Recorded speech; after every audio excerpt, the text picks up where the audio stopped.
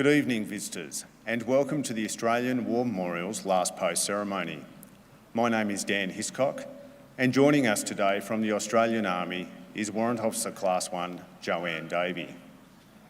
We warmly welcome the family of Engine Room Artificer 4th Class Harold Nelson Richards, whose story will be told shortly.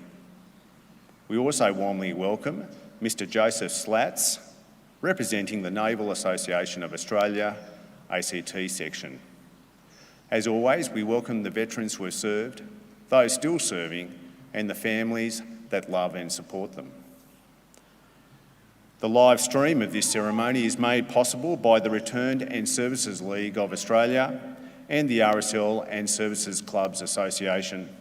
We warmly welcome those members who are watching the broadcast of this ceremony across Australia.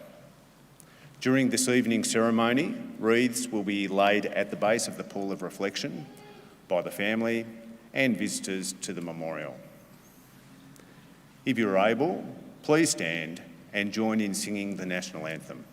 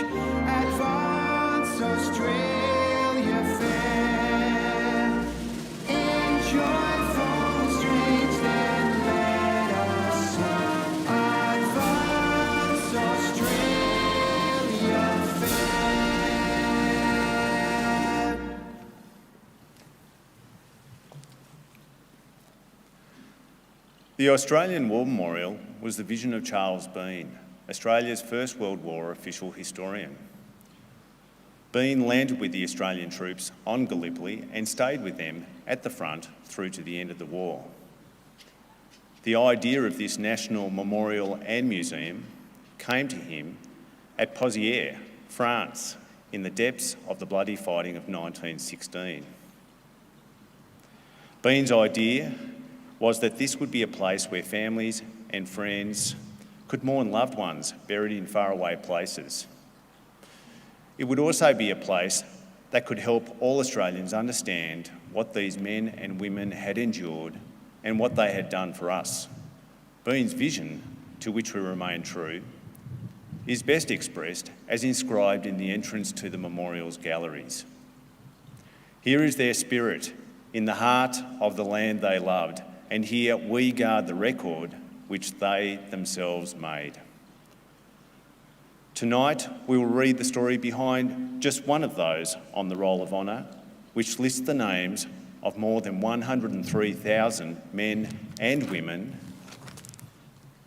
who have given their lives for us in war and on operations for more than a century. But first, we present a lament, Flowers of the Forest. Wreaths or floral tributes will now be laid at the base of the pool of reflection.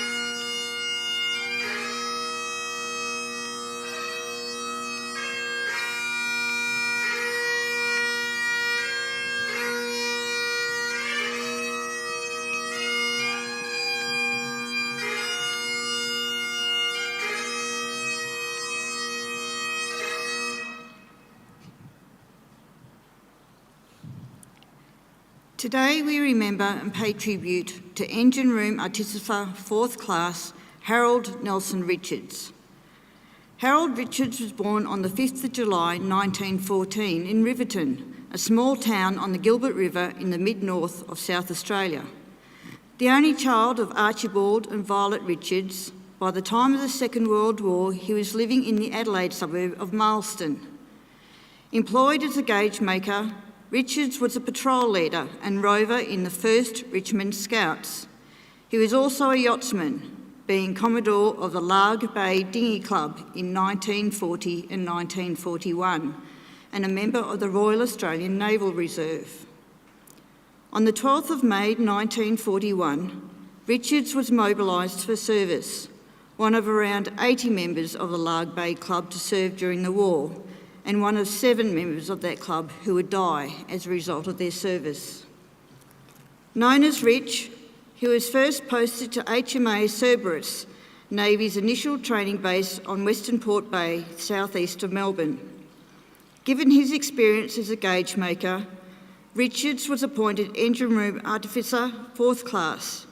Engine Room Artificers were qualified fitters and turners with detailed knowledge of ships' engineering equipment. On the 19th of September, Richards was posted to HMAS Sydney. He joined Sydney during a logistics visit to Melbourne for fuel and to repair minor defects. In November 1941, Sydney escorted the troop ship Zealandia north to Sunda Strait, where she was to be relieved by the British cruiser HMS Durban for the last leg of Zealandia's passage to Singapore. Many of Sydney's crew viewed this work as being a milk run in comparison to the high tempo of operations in the Mediterranean, where Sydney had achieved successes in action against Italian ships, most famously Bartolomeo Colleoni.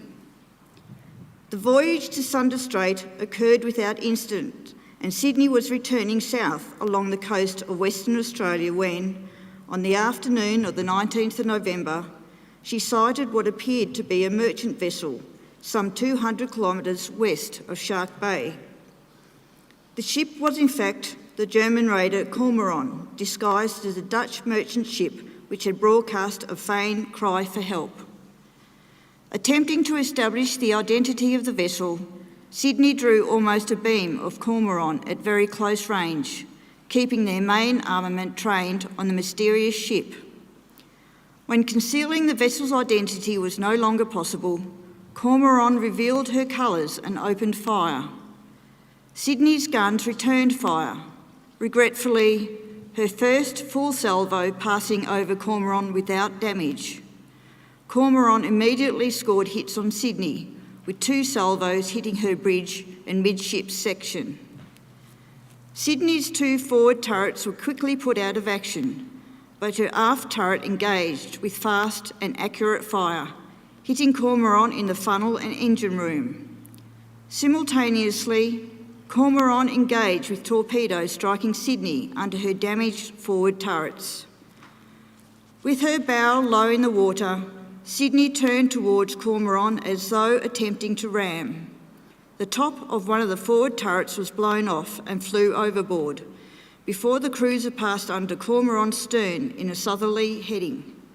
Cormoran, now on fire in the engine room with the resulting loss of propulsion, continued to engage Sydney until out of range. Sydney, crippled and on fire from the bridge, steamed slowly to the south. Both ships had been dealt mortal blows and sunk during the evening. Survivors from the Cormoran were eventually rescued and interned. None of Sydney's complement of 42 officers and 603 ratings survived. Harold Richards was 27 years old. With no grave but the sea, today his name appears on the Plymouth Naval Memorial, which commemorates more than 7,000 Commonwealth sailors of the First World War and almost 16,000 of the Second World War. In the early 1950s, the Larg Bay Sailing Club christened a boat in Richards' honour. His name is listed on the Roll of Honour on my left, among more than 40,000 Australians who died while serving in the First World War. His photograph is displayed today beside the pool of reflection. This is but one of the many stories of service and sacrifice told here at the Australian War Memorial. We now remember Engine Room Artificer 4th Class Harold Nelson Richards, who gave his life for us, for our freedoms, and in the hope of a better world.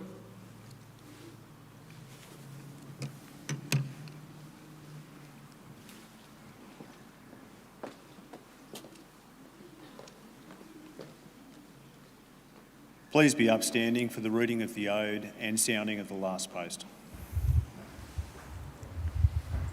They have no grave but the cruel sea, no flowers lay at their head. A rusting hog is their tombstone, a fast on the ocean bed. They shall grow not old as we that are left grow old. Age shall not weary them nor the years condemn. At the going down of the sun and in the morning, we will remember them. We will remember them.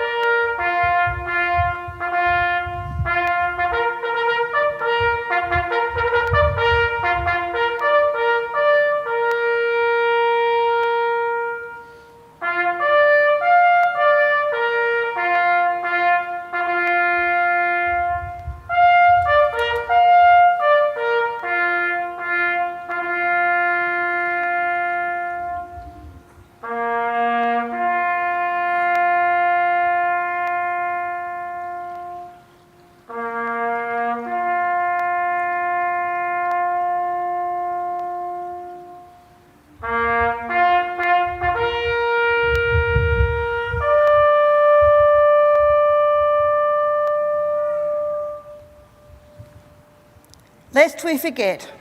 Lest we forget.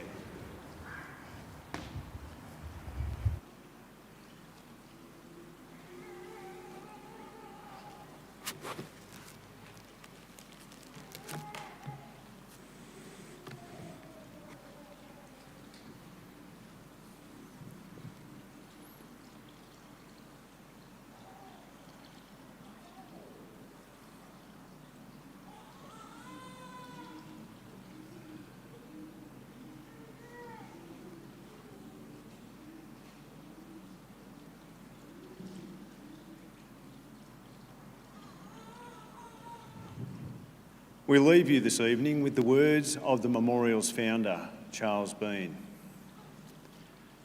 Many a man lying out there at Pozières or in the low scrub at Gallipoli, with his poor, tired senses barely working through the fever of his brain, has thought in his last moments, well, it's over. But in Australia, they will be proud of this. Ladies and gentlemen, girls and boys, that concludes the last post ceremony. On behalf of the Director and staff, thank you for visiting the Australian War Memorial today and for your continued support of the Memorial's development project. We wish you all a very pleasant evening. Thank you.